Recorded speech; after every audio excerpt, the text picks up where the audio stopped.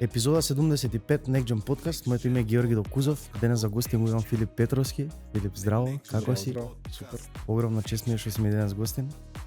Благодарам и на Ние сме се знаеле преку милион луѓе, ама испадна на крај дека не се знаеме, се запознавме како прв пат. Да, Ама не, се запознавме трет пат, пошто на двата настани се запознавме. На двата настани сме се запознали. Ти си всушност сопруг на Бојана. Бојана, мој психолог, беше гостин кај мене. Така. Ние се запознавме на настаните и сега некои флешови ми се враќаат, ама не знам на што се должи тоа, дали тоа адреналин за време на настаните или толку некако и темпото сега на кое се работи, многу сум фокусиран, знаеш, и кога дојавме кај тебе беше многу конкретен разговор, да видам, сакам што може да извлечам од тој човек сега во овие сати што ги правам секоја недела, и некако нема многу време за настрана муабети, кај си, шо приш, кај кидеш, на одмор и слично. Многу е прецизно за темата и за тоа што може да го најдеме, што е некако во чекор со стварно што се случува у светот. А не само тоа, се запознавме на настан, кај што се упознаваш со уште 100 луѓе и на крај да замислија ги запамтиш па сите. Како ќе заспиеш вечер? И тоа за една година настаните имаш 1100, значи имаме собрано контакти, ја од тие веројатно сум запомнал сигурно барем меѓу 250 и 350. А негде прочитав дека може како мозокот може до 1500 луѓе активно како да памти во нели кое што е, како е и слично, така што тоа тумач би било секако. Си се брани мозокот. Секој настане. Да Георги, да те упознавам со човек. Ти кој знаеш што ти е размислување, што размислуваш во моментот и дојде сега те упознавам, здраво, да, добро, топ. Јас сум Георги и те заборавам во моментот. Потсети ме утре, јави ме. Што малце не е захвално. Не, ама така е. Едноставно е така како што им. А сега многу луѓе зборат, ние кога се запознавме, кога иначе Огнен не спои, Огнен Огненовски, да го поздравам, сакам, и ме спојува со милион луѓе, уопште не се штеди некако на луѓе спрема мене, не знам од која причина, а многу ми значи тоа.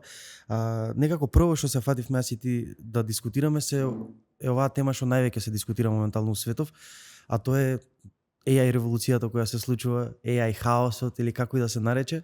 Сега за некои луѓе би рекле дека сме во тотален хаос, почнуваат работни места да се намалуваат, потреба од луѓе, AI агенти, AI заменува доста работи.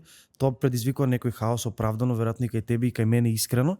Од друга страна некој би рекол дека сме на прав пат, дека сликата се чисти, дека ќе биде појасно се преку некое време и ќе знаеме на што сме и што сме извадили од тој период, како и секоја револуција, нели, во минатото ќе добиеме веројатно нови работни места.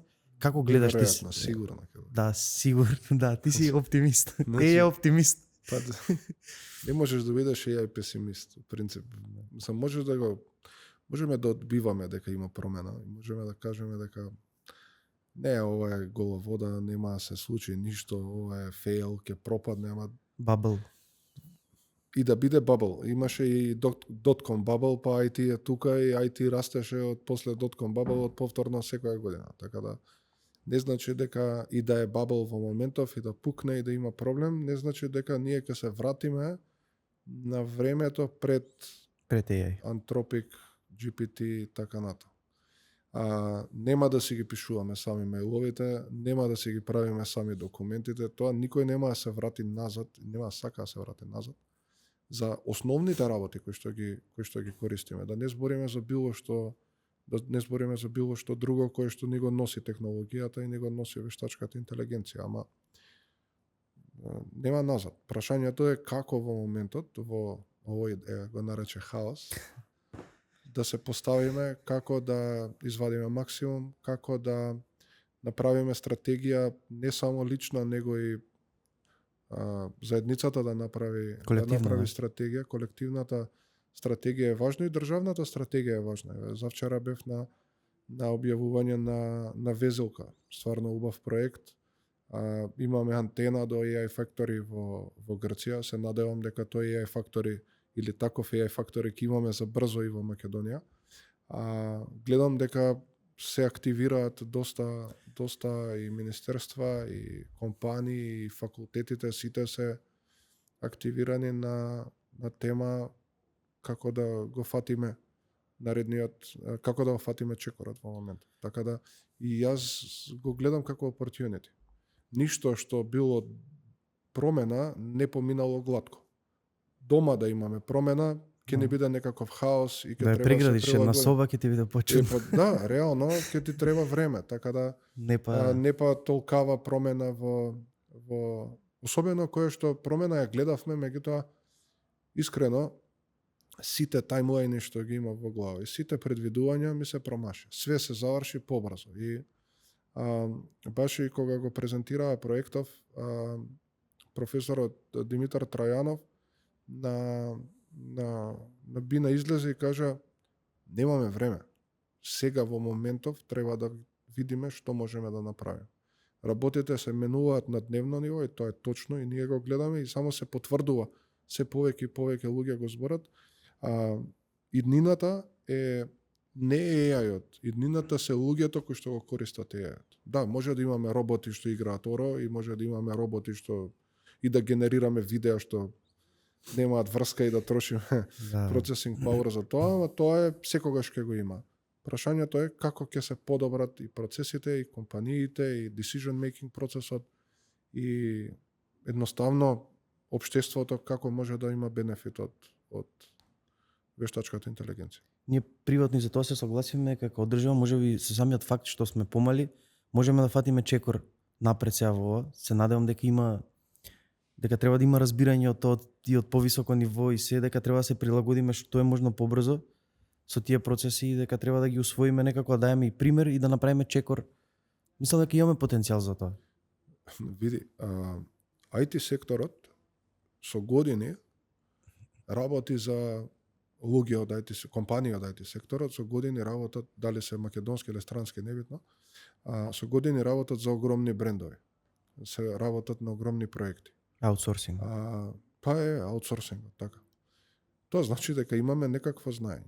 И сега потенцијалот не е прашање дали постои или не постои. Ако тие луѓе можат да работат за BMW, за банки, за Vodafone, за Deutsche Bank, за огромните компании, дали во Европа или во Америка, зошто не би можеле и понатаму да се држиме со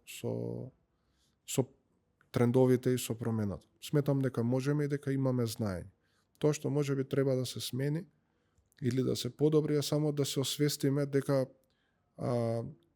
главниот проблем во AI, односно главниот проблем кој што AI го носи пак на IT индустријата е продажбата на часови.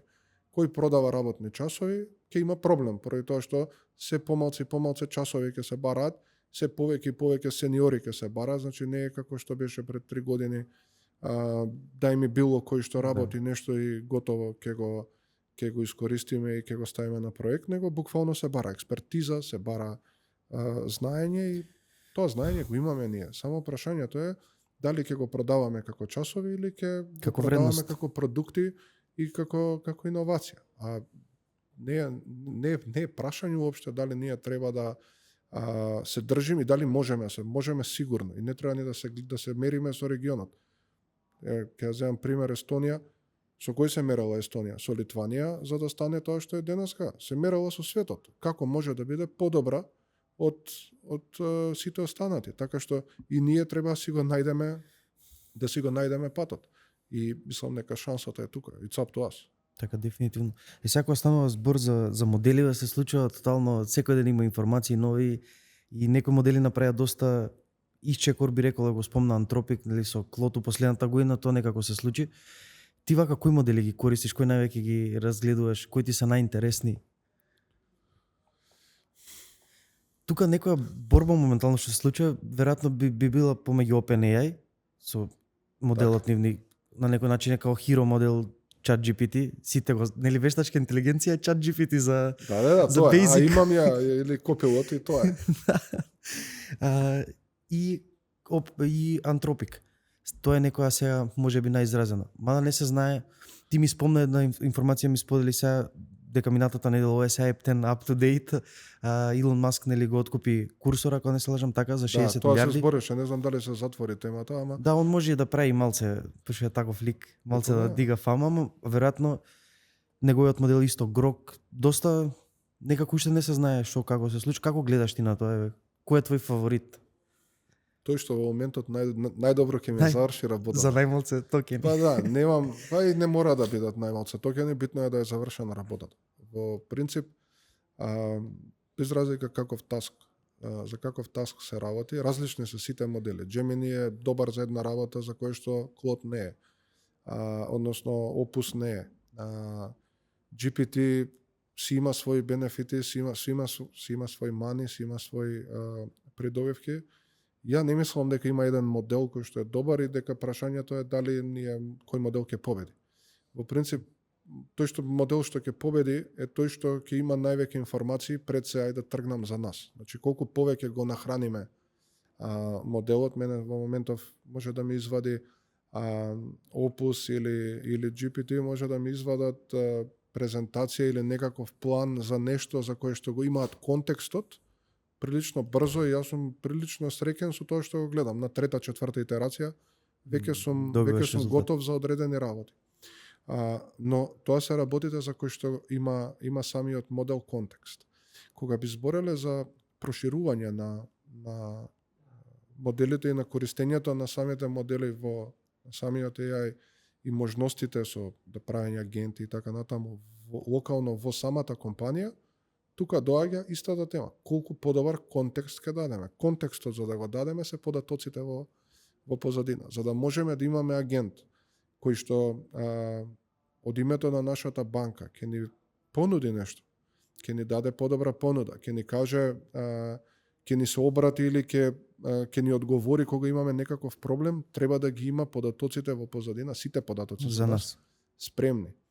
И сега имаме од друга страна треба податоци, од друга страна има контекст, колку контекст може да земе и да испроцесира. Значи самиот foundation во позадина мора да биде спремен и мораме да ги подготвиме податоците за да моделите функционираат како што треба. Зошто го одговарам ова баш вака? Поради тоа што ни една банка во моментот во Македонија не може да користи ниту GPT, ниту Opus со своите податоци. Заради тоа што тоа е отворено, мора да има локални модели, мора да има локален деплојмент некаков самата банка, каде што ниту ќе го добие Opus, ниту ќе има Opus, ниту ќе има GPT, ќе биде некој трет модел. Меѓутоа, се во самиот контекст кој што ќе го дадеме и се во подготовката во позадина со каков тип на податоци ќе работи тој AI за да може да одговори на различни барања. Дали се попрости или покомплексни, меѓутоа целта е да, како што ние, ако го нараниме Opus и го нараниме GPT, ќе бидат прилично добри за различни работи, така и ако нараниме било кој трет модел кој што е локален, може локално да се постави и тој ќе биде прилично добар. Така да не ја гледам битката околу тоа, иако на светско ниво парите се таму. Значи битката е помеѓу OpenAI и помеѓу Anthropic. Гледаме дека на 30-40 пати multiple се валуирани како компании од целокупното ревенју, што е огромен, што се огромни суми во позадина, трилиони се ги излегувани на берза. Така да дефинитивно одат на така. Дефинитивно битката е кој ќе стане профитабилен. Во моментов никој не е профитабилен, многу пари влагаат, многу пари се трошат. Илон Маск го спомнавме, Илон Маск им дава тоа што им треба. Сакате суперкомпјутери, сакате процесинг power, сакате GPU, нема проблем. Он како нешто продал лопати злато кога копале. Тоа е нормално, тоа е паметен е во процесот, ама мислам дека и он тие лопатите кои ги продава, точно сега со курсор ако го земе, ќе гледа многу работи и ќе си го подобри грокот, да. Така да работа. А како стои на светска сцена, колку информации имаш околу ова локално AI, бидејќи еве ние сега ги посматраме овие светски модели што се гиганти веќе. Како стои имплементирање AI на локално ниво? Бидејќи ова сега некоја банка кај нас, мислам знам и во Америка банките, нели имаше пред неколку години прочитано дека субвенционираат учење кобалт или на што и да се околу софтверите нивни, дека се многу тешки за промена банките, так. Дека се многу old school, застарени, како и да се нарече. И сега како они банките се веројатно еден од движечките работи во едно општество и општо на светско ниво, они се парите се кај нив, всушност Добро, парите и движат они се. сите податоци ги имаат. Они точно Они ги знаат имаат, кој да. патува, кој И не ги имаат, патува, да. кај пие кафе, кај не пие кафе и така да, натаму. Да, и така податоците се кај нив. Така е. А мислиш ли дека би можеле да одговорат они на светско ниво каква практика се покажува? Дали ќе можат банките со тој некој моментално мајндсет што го имаат да одговорат на овие работи? А не е мајндсетот проблем. Свесни се, мислам и менаџментот е свесен, барем со тие банки со кои што јас сум во комуникација, дури во Македонија, свесни се дека натака одат работите. Јас сум голем поборник во моментов на креирање на локални, макар и помали дата центри кои што ќе работат локално на тема нудење на агенти за локалните регулирани компании. Односно, да можеме да понудиме капацитет кој што ќе работи со личните податоци на клиентите и кога што знаењето и податоците ќе останат во рамките на самата банка. Не е прашање дали може.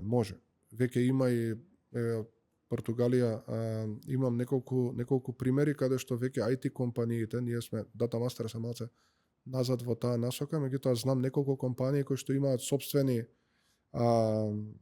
computing power кој што нуди локални агенти на своите клиенти. И натака треба да одиме. Мислам дека и ние, и нашиот чекор е еден од логичните чекори напред е да го понудиме тоа. Веројатно и доста чини тоа да се направи. Значи не би можело без некој поддршка, веројатно од државата, предпоставувам сега. Не се работи само за државата. Видете, во моментов од аспект на фандинг да земеме во принцип, во предвид, немаме ние ниту фондови, ниту огромни инвестиции, малце назад сме од тој аспект. Ниту пак регулативата ни е премногу спремна за да се инвестира во локална компанија во Македонија. Тоа е порака и за оние кои што ги дефинираат политиките, дека мораме да најдеме начин како да не само државата да ни даде пари. Државата не треба да биде таа која што ќе ни даде пари. Државата треба да ни биде само партнер за да кокреираме нешто заедно и да ни отвори врата, и драго ми е што официјалниот став на Министерство за дигитална трансформација на настанот кој што го спомнав кога се презентираше Везелка, беше дека се отворени да разговараат со македонските компании, да поддржат македонска иновација, да поддржат македонски продукти, и тоа треба да го направиме и да го направат и сите компании. Големите компании во Македонија треба да дадат шанса на локалните компании, бидејќи ако не се пробаме дома и ако не сме дома добри, не можеме да бидеме добри во светот и не можеме да направиме бренд во светот. Имаме доста знаење, како што кажавме, компаниите и луѓето работат прилично ориентирано надвор, меѓутоа ние не сме на еднакво ниво како проектите кои што ги работи, односно секторот и компаниите не се на исто ниво како услугите кои што ги нудиме надвор. Имаме многу повеќе знаење од тоа што во моментов е актуелно и мислам дека тоа е една битна точка која што треба да се спомне. Така да фандингот како фандинг, дека државата треба да ни даде пари за да ние се развиеме и да ни даде пари, даваше Фитара 300.000 евра. 300.000 евра не е се некој пари за да водиме битка со најголемите. Тоа е старт за да дојдеме до други фондови, за да други фондови наредната рунда биде интересна за да можат други фондови да влезат во компанијата. Така да тоа е, мислам, чекорот. Значи има сепак и момент на мајндсет, кај што треба да сватиме дека и меѓу нас треба повеќе да се сработи. Тоа е сепак мајндсет фали кај нас тоа, стварно изразено фали. Види. Ама може би не. Не, окей, ама видете, јас имам многу позитивни искуства со разни компании со кои што сум соработувал во Македонија. Доста од тие компании ден-денеска работам од 2018, 19, 20, како и да сме се запознавале. Верувајте, има отвореност, меѓутоа треба да бидеме повидливи. Можеби од маркетинг аспект малце повеќе треба да се фокусираат компаниите за да споделат што е тоа што можат да го понудат. Инаку, одговорно тврдам, бидејќи работам со неколку C-level менаџери еден на еден, има свесност и се бараат добри решенија. Само треба повеќе да се збори на повеќе темата. комуникација, да се комуницираат и проблемите и некој што има решение. Така. Одиме натака, веројатно, се надевам. Според тебе, кој е нај-overrated, сега англицизам, работа у светот на AI моментално? Нај-overrated? Да. Или не мора Тешко ајде работа прашање. да е, може да биде некој контекст на AI кој се дава кој е overrated.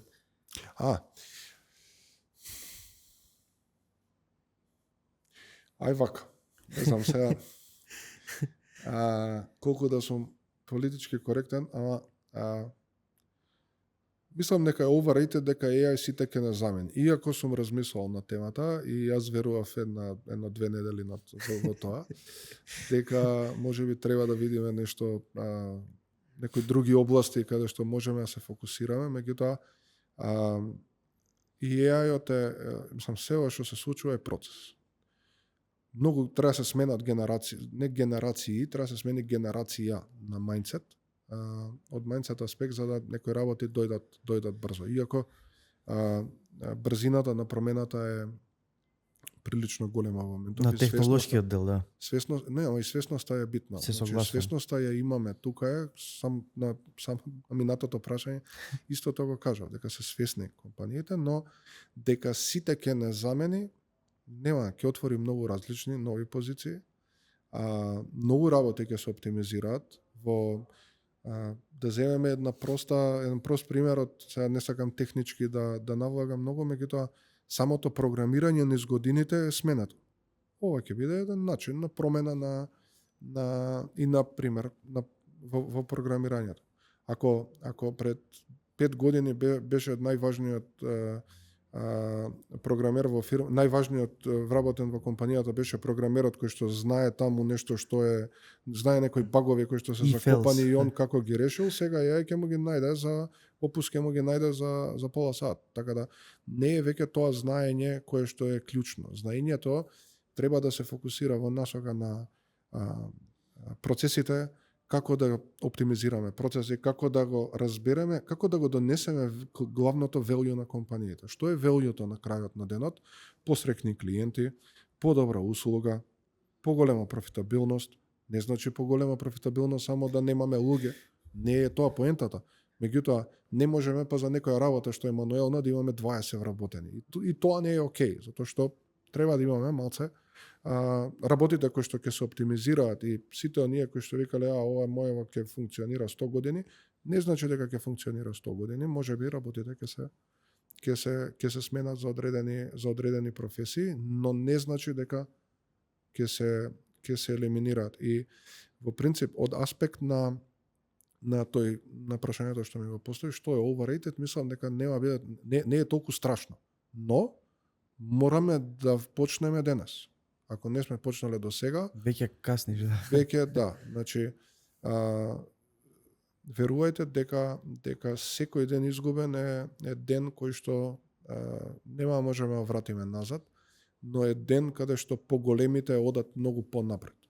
Разговарав на една конференција со поголеми компании, типот на Nvidia, AMD и така натаму. Таму се трошат милиони евра дневно во примена во токени. Најпроста работа за развој. Каде ние ќе се бориме со 200.000 евра инвестиција, со тоа што некоја фирма може да го потроши во... Да, можеме да имаме иновација, точно. Иновацијата ќе дојде од неколку луѓе, точно. Не мораме да имаме 200 луѓе за да постигнеме нешто. И тоа е точно. Може двајца, тројца да се соберат, да не спијат една година и да извадат сериозен продукт. Возможно е тоа, но не може, како што кажува Дженсен, дека $500,000 евра ќе дадеме по девелопер за токени да трошат на дневно. Не можеме да опратиме тоа. Кој ќе оплати тоа? Така да и најголемите кратат, се Microsoft скрати на... Тоа не сум баш сигурен, пошто можеби е само новинарски текст некој, пошто имам од друга страна информации кои што не го кажуваат истото. Може некој спин. Меѓутоа, работите се менуваат и да има бабл, како што зборевме преска. Ќе и да пукне, нема да се вратиме назад да бидеме без AI. Само ќе се калибрира можеби малце пазарот. Така да само треба да гледаме напред и треба да видиме како може. Лесно е да гледаме што не може и зашто е моделот лош. Треба да видиме како може. Тоа е мајндсетот кој што треба да го држиме. Тоа е моето мислење. А сега кога сме на оваа битка со големите и баш пред некој подкаст со Огнен истата тема имавме. Се повеќе некако светските групации, моментално во светски групации се влегуваат и овие модели кои ги збориме. Како некои помали, например, тимови, помали структури би можеле да се борат сега со кој алат би требало да се борат спрема тие корпорации што веќе енормно се издвоија, например, од остатокот светот? Тука немам одговор. За жал. И зашто велам за жал? Поради тоа што лани, кога работевме на продуктот на Data Masters, имавме идеја дека треба можеби да размислуваме во насока на креирање на Customer Data Platform. Гледавме дека ги анализиравме различните платформи кои што постојат на светскиот пазар, видовме некои точки кои што може да се подобрат, видовме некој ниш каде што потенцијален blue ocean можеме да дефинираме и размислувавме да одиме во таа насока. Со среќа не отидов, поради тоа што се фокусиравме доста на customer engagement, на customer value и customer profitability, меѓутоа не отидовме во насока на креирање на Customer Data Platform како тип на решение. Пред недела, само недела дена, ако не се лажам, или 8 дена, Databricks објави, значи кој што ги гледа сите решенија, кој што или огромен дел од големите аналитички решенија на клауд во моментов, голема веројатност дека користат Databricks. Значи има пристап до потребите на клиентите, ги гледа сите, го следи пазарот, гледа каде одат податоците со кои комуницираат и извадија свој Customer Data Platform. Сега прашањето кое што ние си го поставуваме е следно. Колку брзо може Anthropic да реши да извади продукт како тој ние што го работиме? Он него гледа кодот во моментов и Anthropic и OpenAI него гледаат кодот. Која е тоа е језиво кога ќе се размисли.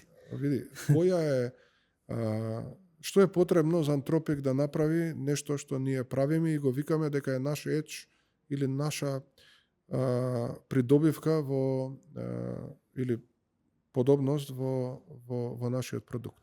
Они го знаат. Кој што го знаат нашето, го знаат и на сите останати кои што во моментов развиваат. Освен ако не развиваат со локални модели каде што не излегуваат податоците и тоа што го правам надвор. И сега, базирано на сето тоа, јас, види, тоа што го баш го зборевме интерно во Data Masters тоа, минатата недела.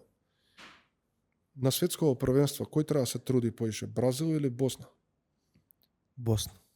Колку пати поише треба да се труди?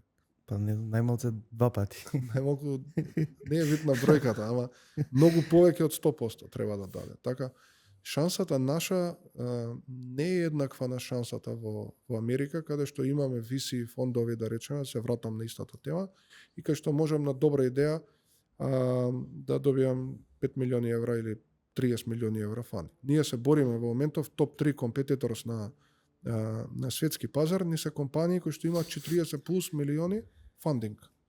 И сега ние треба да се бориме со нив. Ќе се бориме, немаме проблем. Ама ќе треба да даеме 400%, 500%, Тука е математиката. Инаку знаеш како ќе биде? Ќе седиме во некој кафич за 15 години и ќе викаме како сме можеле.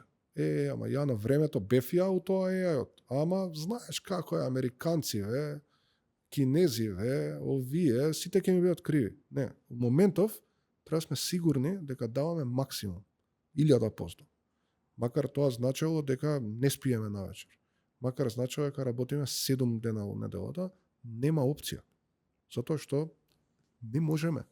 Не можеме да бидеме конкурентни на друг начин. Не гледам друго решение. Базирано на сето тоа, Види, реалноста е дека имаме ризик, дека секогаш може да не победат по добрите. Многу брзо. Имаат ризик, исто како што имаме ние ризик, имаат ризик и локалните банки. Се отвори пазаров да дојдат светските играчи со технологија, со AI, со automation, ќе направат попара на пазар. Дали се банки, дали се осигурителни компании, дали се било која компанија кај што тргнеме регулатор, го изадначиме светот, како што и за нас е изадначен светот. Ние не се бориме само за неколку стотици компании во Македонија, сакаме да се бориме за целиот свет со иновациите и со продуктите. Таму пазарот се бориш со големите и желбата, отвореноста да учиш, егото во фиока, окей, сгрешив, продолжувам понатаму, немам време да мислам дали сум ја утнал работата, одам дале. Тоа е мајндсетот кој што треба да си го држиме, според мен. А како ти звучи некако ти звучи, дали сметаш дека предност некоја може да се направи во овој сегмент на продажба, на маркетинг? Ние се запознавме на претходната конференција Бинек што беше за продажба. Дали некако развивање на такви некои вештини, подлабоко човечки вештини ќе биде некој едж, нели модерно кажано, може да биде у цела оваа трка? Види, тој траст и human момент во релацијата, во довербата, во соработката, никогаш не може AI да го замени. Барем ја не верувам во моментов дека AI може да замени релација која што имаме со некој, која што јас имам со некој менаџер во одредена компанија, каде што сум завршил добра работа, каде што тоа што сум го ветил, сум го испорачал, тој резултат е негов резултат и тој човек секогаш ќе знае дека јас ќе бидам тука за него и голема е веројатноста дека каде и да отиде во светот и во друга компанија, ние повторно ќе соработуваме. А тоа е во основа и селсот, релациите кои што ги градиме со луѓето. И мислам дека од аспект на sales, тој дел ќе остане. Но, од аспект на AI и од аспект на податоци, веќе имаме огромна можност да агенти продаваат и да разговараат со нас, имајќи во предвид сите можни, имајќи ги во како контекст сите можни наши податоци, од една страна, и имајќи го стилот на најдобрите продавачи во компанијата. Значи, точно знае, ако мене ме прати банката во реално време, точно знае кога ми треба овердрафт. Точно знае кога имам проблеми со кешфлоу. Точно знае кога имам доволно пари и патувам и може да ми понуди премиум продукт кој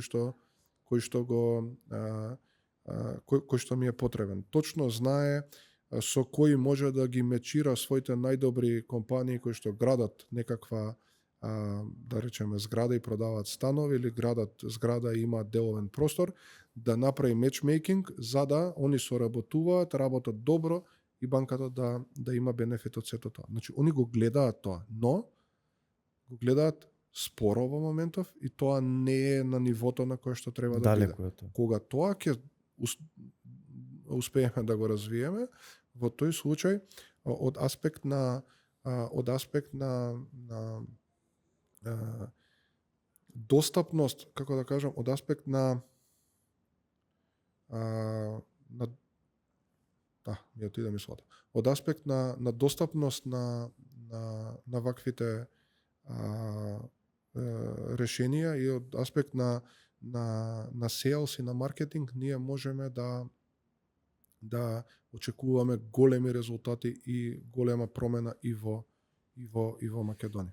Да, зезнато ќе биде и да се испрати, секој ќе размислам, окей, ти да си врвен продавач, ама колку може да избега продуктот технолошки конкурентот, така што мислам дека ќе биде недоволно ти само да си добар продавач, ќе мора и продуктот што го продаваш да следи, бидејќи овие може да избегаат многу, така што ќе биде трики у најмала рака. Види, ама не е секогаш, види, нема секогаш да имаме продукти, некогаш ќе има и сервис, некогаш ќе има и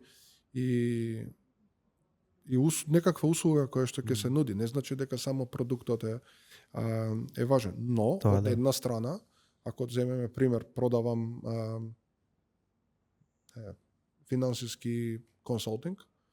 Едно е да продавам финансиски консалтинг, некоја тема што не ја познавам можеби комплетно, меѓутоа едно е да продавам со повеќе технологија и со повеќе агенти кои што ќе му помагаат на клиентот да брзо да добие одговор за нешто што му е потребно, а друго е да продавам old fashion, кај што ги принтам документите, ги носам во сметководство, некој ми ги следи и ми кажува 4 месеци покасно, можеби треба да направиш промена во компанијата. Значи, точно е дека продуктот ќе се направи разлика, меѓутоа не е секогаш. Јас повеќе ти одговарав како скил, маркетингот ќе има многу повеќе технологија, селсот и релациите се тие кои што нема да се сменат, но во реалноста се останато може да се автоматизира. Аутричот се автоматизира во моментов. Немаме потреба ние да праќаме. Немаме потреба ние да контактираме пешки, илјадници луѓе, не е ни возможно, ама сега можеме илјадници луѓе да допреме паметно, користејќи ја денес. Прашањето е каде ќе одиме за 2 години, 3 години, каде тоа ќе отиде? Ќе отиде во директна интеракција, ќе оди во втор круг, ќе збори агент. Значи, натака ќе се развиваат работите, но релацијата која ќе се постави, тоа е, мислам дека тешко. Нашата релација меѓу мене и тебе, не може ја да ја смени, мора да градиме, мора да се развиваме во тој soft дел, бидејќи тие human вештини ќе останат, тие не може ја сега брзо, според мене, да ги замени. Да, језиво е да замислиме дека може. А климава, дали мислиш дека треба да изгасиме? Пошто мислам дека не уби. Или јас сум окей, ако ти е ладно, окей сум. Не, ако ти е окей, може да продолжиме. Сега да отвориме следната тема. Јас на почетокот мислам дека не те најавив, одма почнавме некако неформално од кај се знаеме, зашто не се знаеме, како се знаеме уствари. Натака отиде муаветот. Ти во повеќе улоги си, значи како главно лице извршно во Data Masters, исто така подпредседател на Масит. Управен одбор на Масит. Да, член на управен одбор на Масит, пардон. И предаваш исто така на факултет во Португалија, значи некои три улоги, во сите 3 улоги некако е оваа тема ти е блиска. Така. Тема која зборевме до сега, сега сакам да се наврземе за факултетот, за предавањето, за младите. Колку во овој момент сметаш дека вреди факултетска диплома со оглед на тоа колку се менуваат работиве, колку е брз некако напредок од неја и што значи во овој момент денес 2026 да се запише некој на факултет?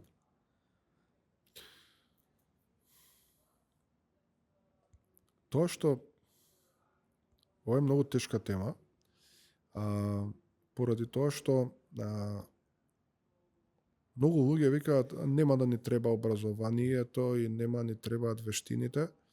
Меѓутоа, јас не го гледам образованието само како место каде што ќе стекнеме одредена вештина, ќе стекнеме начин на размислување, ќе стекнеме поразлични скилови кои што можеби кога сами би се не можеби, сигурно кога сами би се едуцирале, не би допреле до нив. Јас многу пати сум имал дебата, бев студент на ПМФ и кога и после се префрлив на Финки. Тоа шмрчна. Да, кога се споја факултетите. Во тој момент бирав меѓу електро и ПМФ. И во принцип ние имавме на ПМФ 7-8 математики, а на електро имаше електротехника и физика и тоа беше разликата. И плюс имаше математики нормално.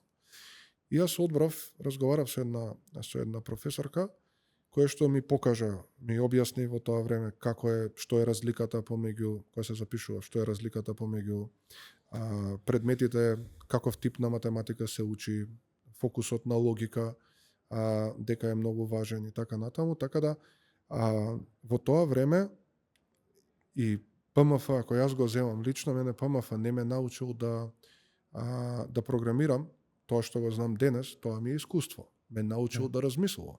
Ме научил да решам проблем инженерски. Ме научил да разберам дека не е само техничкиот дел, дека има и бизнес дел, дека има и релација, дека има и менаџмент, дека има и бизнис процеси кои што треба да ги разбереме, дека не е IT-то само кажи ми што да искуцам копчево да го направам лево или десно, дека е многу повеќе од тоа и е сериозно оној инженерски мајндсет ни го дава факултетот. Така да дали факултетите ќе останат по 4-5 години, не знам. Дали тоа нешто драстично ќе се смени, не би можел да кажам, сега досаден одговор е, ама во реалноста јас верувам дека факултетот е важен. Тоа што го гледам во Лисабон, јас сум таму асистент, не сум професор. Нашата задача, ние сме собрани неколку асистенти на предмет кој што е примена на Data Science. 4 години го држам, секоја година еволуира предметот. Значи прво самиот факултет дозволува да еволуира предметот од година во година. Работиме директно со компании. Оваа година работевме со Siemens, со BNP Paribas, со Fidelidade, што е најголемата осигурителна компанија, и со најголемиот cash and carry играч во Португалија. Значи факултетите се тие кои што ќе го направат бриджот помеѓу индустријата и студентите. Индустријата доаѓа, дава проект и на крајот дава награда за најдобрите студенти директно на студентите. Значи се дава фондот на мојот предмет е околу 6-7 милијади евра на семестар, кои што се делат на најдобрите студенти на предметот. Значи најдобрите групи добиваат награда. И сега тоа не може да го замени. Не може да се замени тоа искуство кое што ние менторски седиме со студентите и им помагаме, ги спремаме за презентација, ги спремаме да излезат пред бордот пошто борд мембери ги одлучуваат победниците. И тоа value што се гледа во принцип е самиот бизнес кейс кој што студентите ќе го изградат. И сега таков тип на ноу-хау не можеме да добиеме од надвор. Да, можеме да научиме како работи for loop во програмирање, можеме да научиме програмски јазик, можеме да научиме синтакса, меѓутоа многу работи како да размислуваме не можеме да ги научиме. И сега базирано на сето тоа, не мислам дека дипломите се outdated.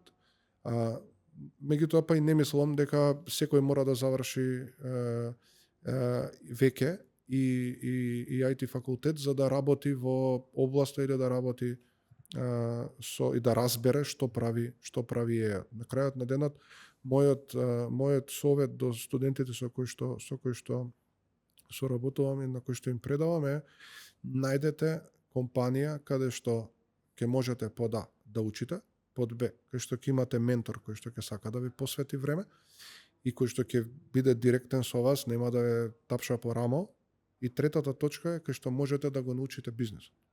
Така да тие се точките кои што они да ги научите процесите и да ја сконтаат примената, пошто натака одат работите. Сега од аспект на едукацијата дефинитивно ќе се смени. Јас многу работи научив и учам од година ден денеска работам консултантски проекти сам, за да можам да се држам во некаква форма и да можам да бидам во тек со работите. И ние учиме додека сме живи. Но самата диплома е таа која што, односно самиот факултет во моментов е тој кој што треба да го всади мајндсетот на студентите. И како тоа ќе се смени, не би можел во моментов да кажам, пошто не мислам дека ќе давам некој добар одговор.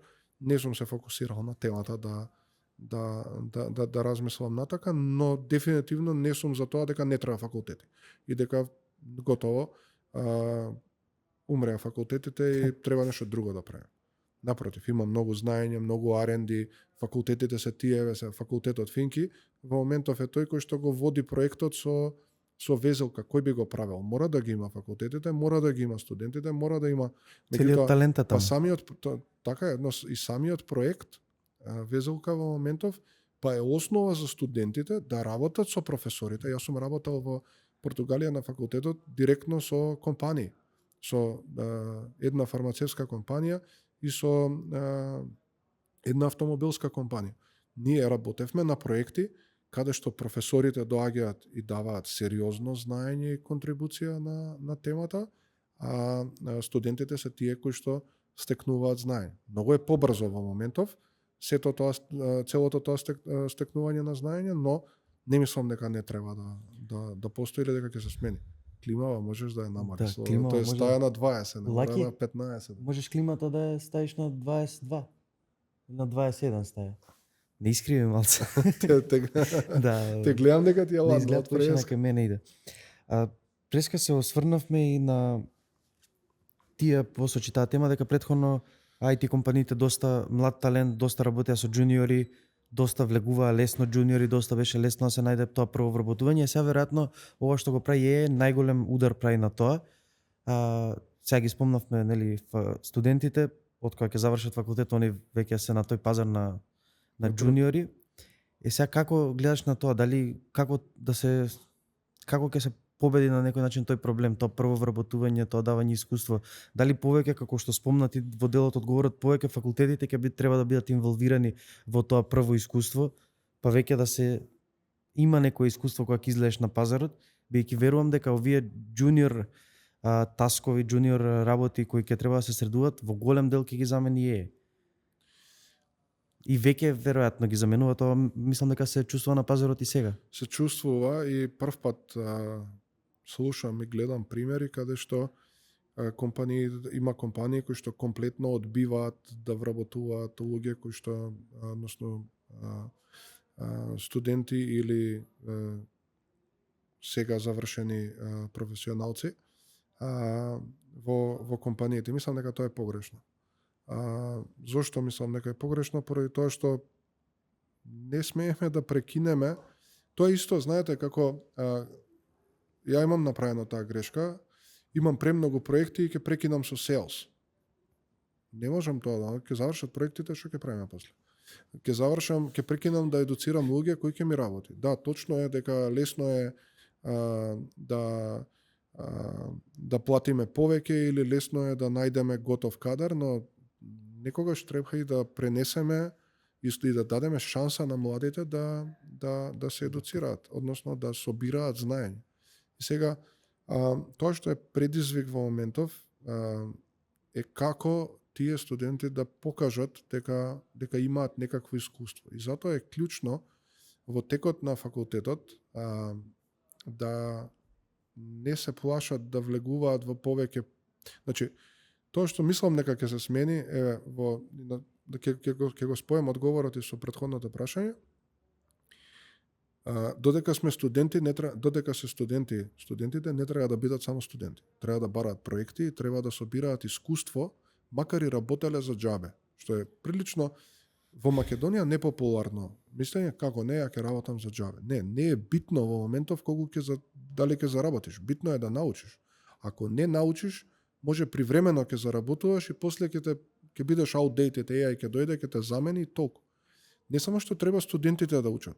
Треба да учат и тие кои што се mid level, senior level, кои што мислеле или биле во некоја комфортна зона низ годините дека све ова е гола вода и дека никогаш нема дека они си го имаат замокот и дека тоа е нивното тука кодов овие 2000 линии, дека на никој нема да ги дадат и никогаш никој нема да ги смени. Сега веќе може да ги смени. Така да не е веќе како се вика не е веќе не е толку вредно тоа. Не е вредно тоа. Ти благодарам. Значи, клучот на студентите е дека мора да собираат искуства, мора да градат своje решение. Во моментов доволно е на Клод, на Opus, Клод го викам цело време, на Opus да му дадеш промпт, сакам да градам сайт, сакам да градам HR систем, сакам да градам ERP и он ќе почне да го гради. Се е до идеите, не ти треба да знаеш да го развиваш, меѓутоа како се вика од друга страна треба да прават нешто. Ако не прават ништо, како ќе најдат работа? Јас многу често прашувам на интервју, имам ситуации, прв пат се соочувам со тоа, дека доаѓа некој на интервју кој што 3 месеци нема работа. Колку агенти направи? Колку истражуваше на темата? Не, тоа ChatGPT користи. Мора да си во тек со промените, инаку Ништо не правиме, а барем IT од секогаш беше индустрија која што факт е дека цело време се учи и цело време мора да напредуваме. Немаме опција во тоа. Сега со помалку искуство или со повеќе е небитно. Мора да се собира знаење, мора да се бараат проекти, мора да се работи и мора да се покаже дека студентите истрчале екстра мајл. 6-5 просек, значи дека едва и прошле. Тоа значи дека професорите нивни немаат мислење дека студентите дале максимум на во текот на учењето. Ако не дале максимум и немаат искуство од друга страна и не работеле ништо, во тој случај можеби ќе имаат проблем. Меѓутоа порано немаа проблем, сите беа вработени. Да. Меѓутоа сега треба да се истакнат во тој надпревар со останатите студенти. Мислам дека само конкуренцијата е зголемена и дека јас сум работел за без пари и за многу мали. Првото примање ми беше 5.000 денари, 6.000 денари, така да првите 6 месеци работев за 100 евро. Немав проблем со тоа. После работев за 200. И со тоа немав проблем. Ама битно ми беше да во Португалија кога бев, првите 5 месеца работев за без пари, нема виза. Работев за да работам. Не работев за да заработам.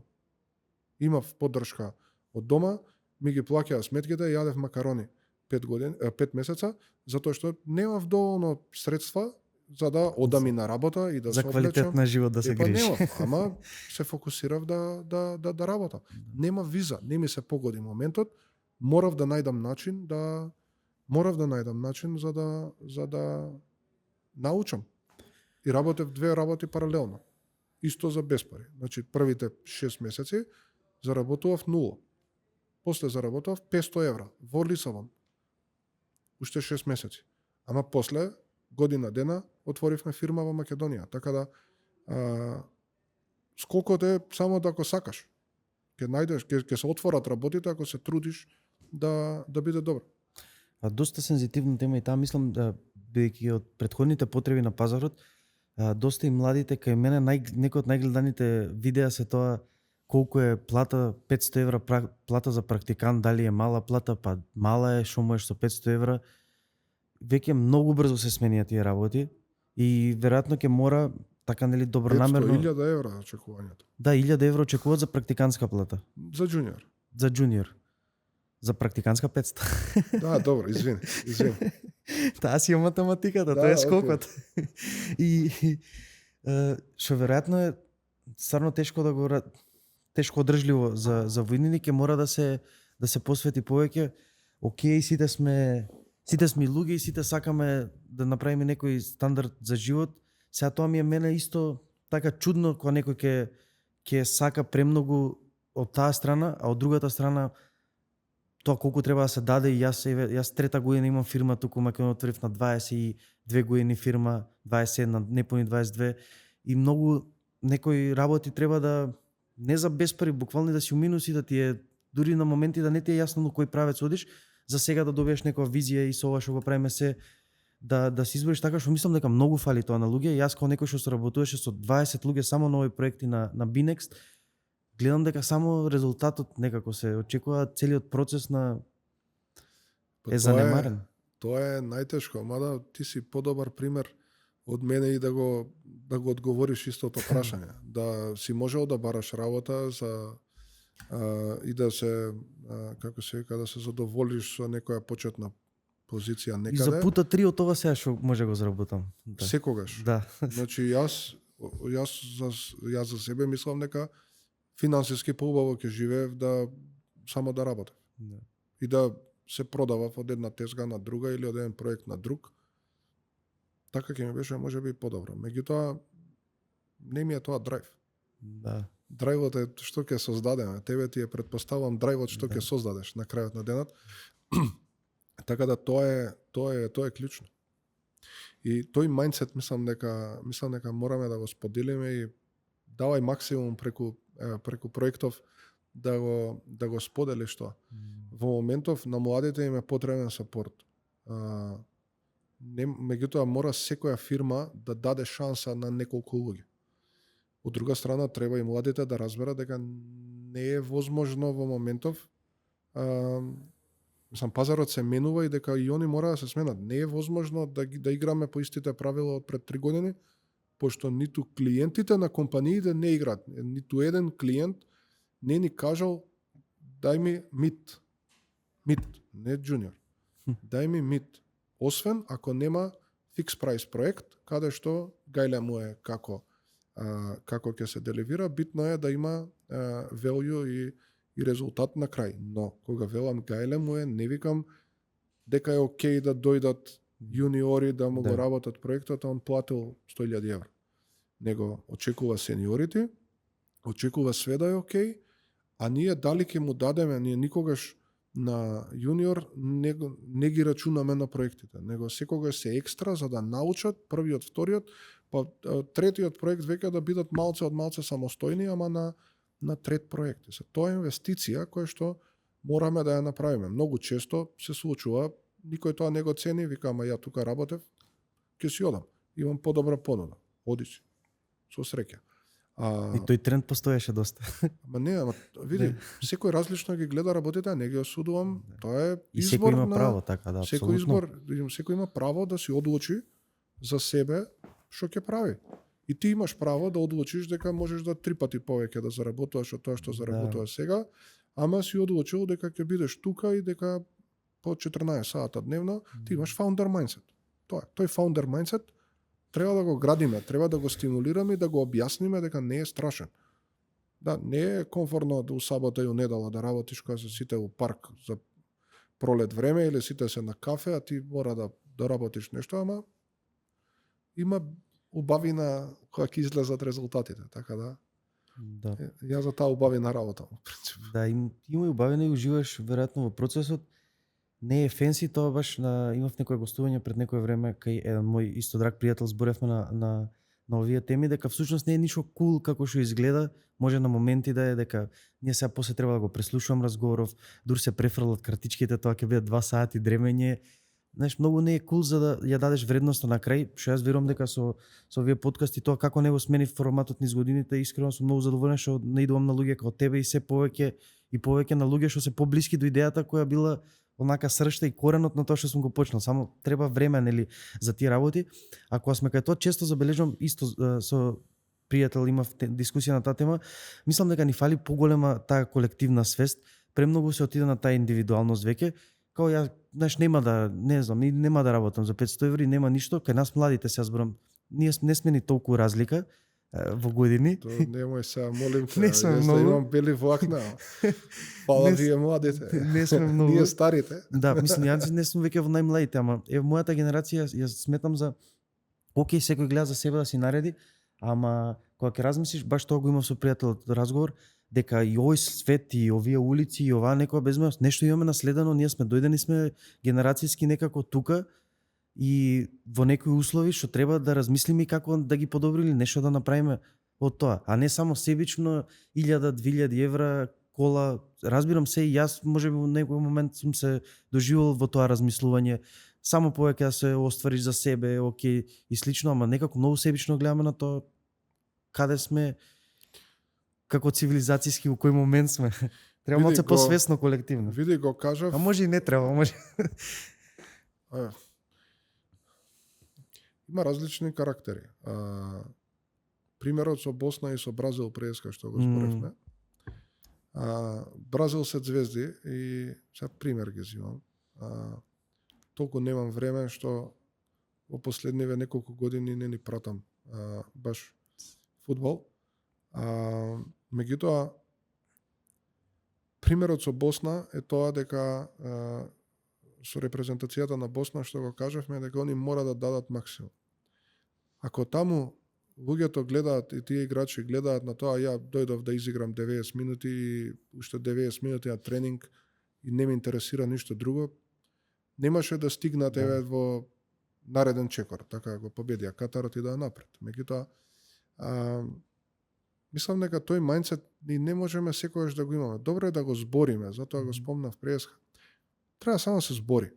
Тие кои што треба да пробудиме, можеби желба кај останатите да пробаат. Инаку, да, не е фенси да еве викаш сега имам уште 8 сата или уште 5 сати работа за подкастов да го спремам, да го скоцкам, Да.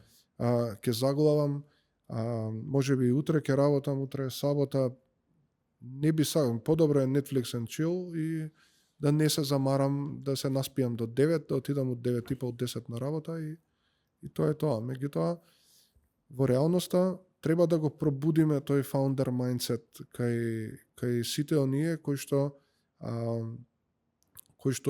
може да се пробуди на крајот на денот. Пошто founder mindset не значи секогаш дека ќе направам своја компанија. Founder mindset значи дека можам да бидам предприемач внатре во компанијата и интрапренуер и да дадам максимум да расте компанијата, јас да растам со неа и да добијам максимум во процесот. Јас највеќе имам добиено кога никој не го барал тоа од мене. И јас не сум го барал директно. Ќе донесам резултат, ќе научам повеќе, ќе спасам проект, ќе се случат работите, спасам проект. Не значи дека некогаш како се вика, сме останували по цели ноќи на работа и сме останували сабота и недела, па 3-4 викенда поред.